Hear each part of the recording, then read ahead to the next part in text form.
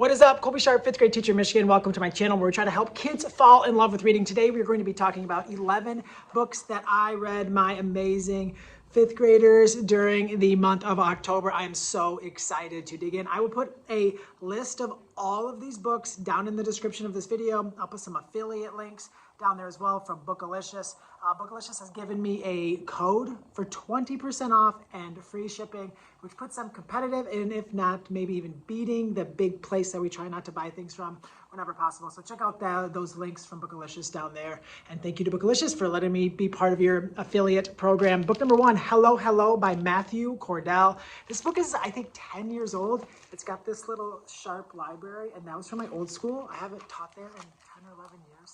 But it's this beautiful story about this girl whose family is addicted to technology, and it's kind of stressing her out, and she wants to break them from that habit and come together as a family. My fifth graders are about to head to fifth grade camp. I'm so excited, and many of them are kind of concerned about not being around a screen from Wednesday morning until Friday afternoon. That's a long time in today's world. So we read this book, put them at ease a little bit, let them get a little more excited about getting outside and having some fun. The second book I want to tell you about is The Very Last Castle. It's written by Travis Yonker, illustrated by Mark Pat. It is the story of Ib, who lives in a town that has a castle. It's the very last castle, and it's mysterious. No one goes in, no one comes out, and Ib is curious, and she wants to kind of figure out what's going on in the very last castle. We read this book when talking about the plot line of a story and how stories tend to go. This is a beautiful job of that rising action. The whole thing, in and out. The kids loved it. They loved the book. And we even loved talking about plot. How about that? Great climax to this one. All right, next up, Adrian Simcox Does Not Have a Horse by Marcy Campbell and Karina Lukin. I love this book so much. It's one of those books that the more you read it, the more you will love it. The way that our main character here sees Adrian Simcox, she's not happy that Adrian says he's got a horse. She thinks it's ridiculous. There's no way Adrian can have a horse. Adrian's poor. Adrian just cannot possibly have a horse, and it drives her nuts that he's telling everyone in school. And watching her get the realization that it's not always about being right. It's not always about proving your point. It's about understanding others and getting to know others and being a good person all of the time. This book is really powerful. My kids loved it. I loved it. And the discussions we had around this book remind me why being a teacher is the best job. Best job in the world. Okay, let's talk about two of the nonfiction books that I read my fifth graders during this month. Mega Predators of the Past. This might be the book that you haven't heard about because it hasn't actually came out yet. At the recording of this video. It comes out in late October of 2022, and it is so stinking cool. It's about all these awesome predators, but not dinosaurs. It even talks about that. Dinosaurs get a lot of love, dinosaurs get a lot of credit. I want to show you my favorite one. Actually, it's not my favorite one because it terrified me. Okay, so this is one of the creatures. It is the terror bird. Okay, isn't that thing terrifying? And one thing that I love about this book is it has this little text feature where you get to see how big the creature is compared to a creature on Earth that you're familiar with and also a human. Isn't that terrifying? There's also a snake in here that I definitely will not show you. It's as long as a school bus. So Mega Predators of the Past. This is definitely one you're going to want to add to your to-read list. It's so stinking awesome. All right, another one that we read was Action.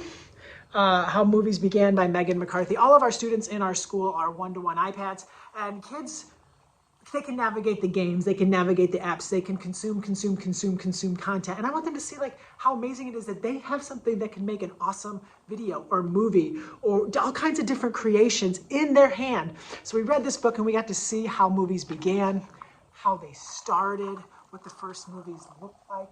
The giant machine built in a barn that it took to make these movies, and it's just amazing for what they've become. So hopefully it created an atmosphere where we're going to be creating with these devices, not just consuming with these devices, and what is possible when you dream big. We of course celebrated Talk Like a Pirate Day with Swashby and the Sea. I love this grumpy guy right here, and this girl just is too awesome for Swashby, and she just works him, breaks him down, and eventually, free to find out, but it's such a sweet friendship, and the kids loved it. And I read it in my best best pirate voice. I'm not going to read the pirate voice to you. Only way you get the pirate voice is if you're a fifth grader in this classroom. But if you haven't read this one, it's breathtaking. It's beautiful. It is so much fun. The way just watch people write these words out on the beach, for her to go away, and I leave them alone. And then the waves will come in and out, and it'll take away letters, and then it's a positive message. Oh, the kids couldn't get enough of that. I couldn't either. So fun. All right, next up, The Mouse Who Carried a House on His Back. It's a brand new book.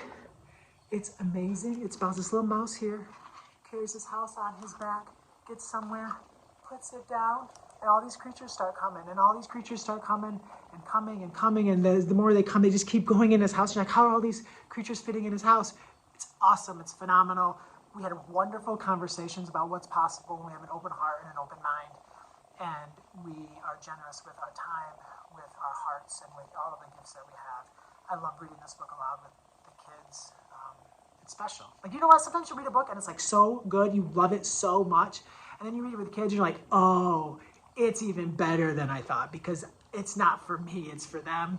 This is one of those books. It was just an amazing moment reading it with my fifth graders. I told you a little bit about how we were talking a lot about plot. We were talking about how stories tend to go. We did some summarizing.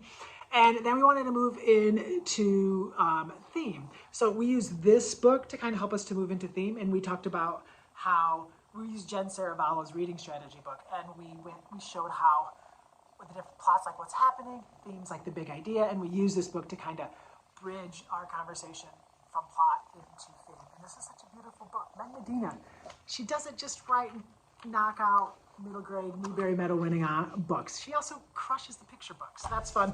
A book that we did use to talk about theme, 3 Pockets Full, which I bought from Bookalicious. Remember, all of the affiliate links in this video are in Bookalicious. You can create a bookmoji while you're there. I'm gonna put my bookmoji on the screen right here. Isn't this amazing? They made me a custom one. They put all my cats in it. I had to get approved by my daughter because they're her cats, she says. And it's just so fun. So 3 Pockets Full, a book that I purchased from Bookalicious last month. It was on one of their lists, and I just looked so cool, and I hadn't heard of it. We read it in talking about theme and how what we can learn from our characters and what our characters can teach us. And the conversation was rich. The conversation was full. It was amazing.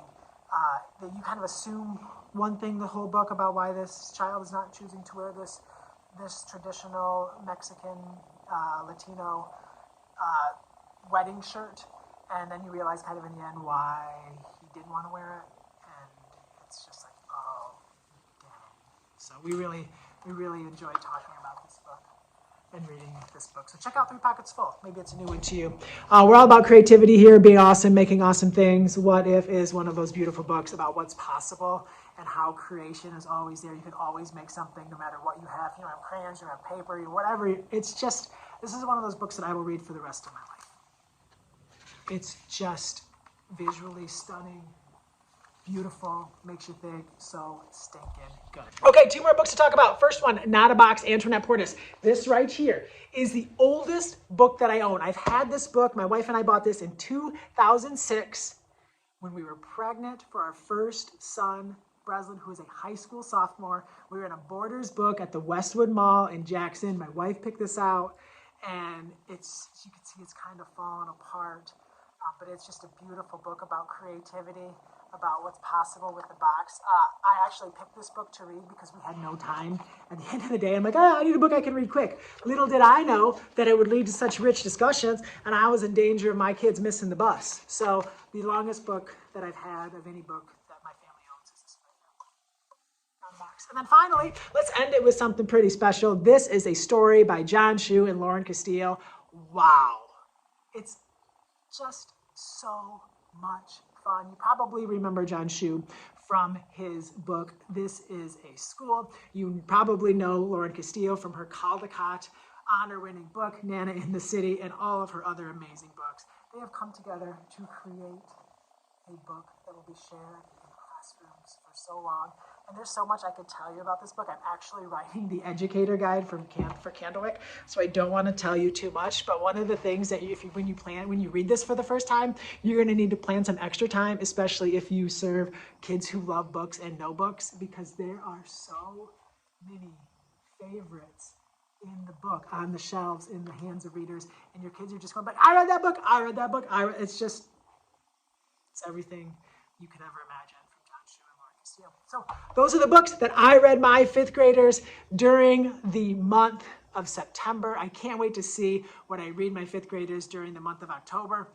There's a small chance at the beginning of this video that I said these were all the books that I read my fifth graders in October. So I'm gonna go back and watch that in editing. Thank you so much for tuning in. My name is Colby Sharp. I hope you have an awesome, fantastic day.